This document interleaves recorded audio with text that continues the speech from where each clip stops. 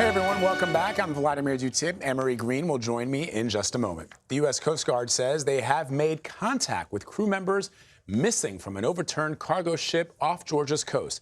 The ship capsized with 24 people on board. 20 were rescued early Sunday before fire forced the Coast Guard to delay further efforts.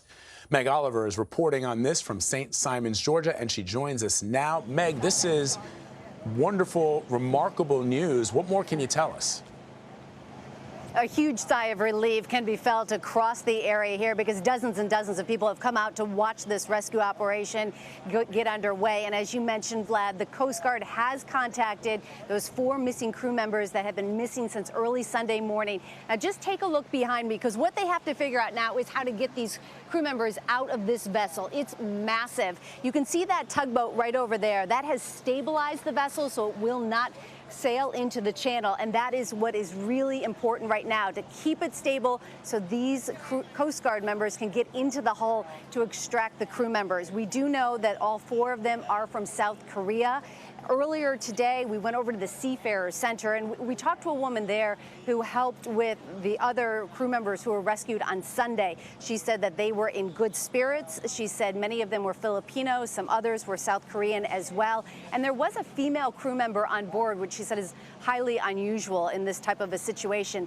But again, we have been watching this rescue process underway now, and we know that our local affiliate from Jacksonville, WJAX, they've got a helicopter shot possibly above here, just to give you a better perspective. As you can see, this vessel is nearly 2 football fields in length. It is huge.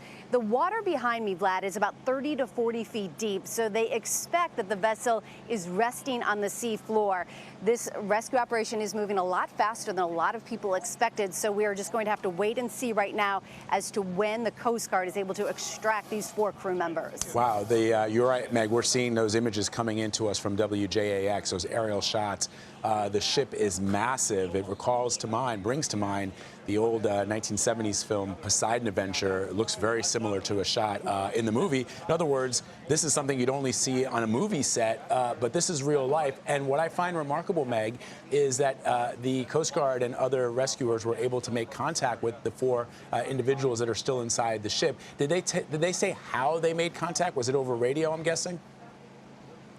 Well, at this point, what we know is that they were sailing around the ship at first, Vlad, to make sure that nobody was in the water. Then they started knocking on the ship, and they could hear sounds and noises coming from the ship. At first, they weren't sure if it was cargo moving about or if it were these 4 crew members.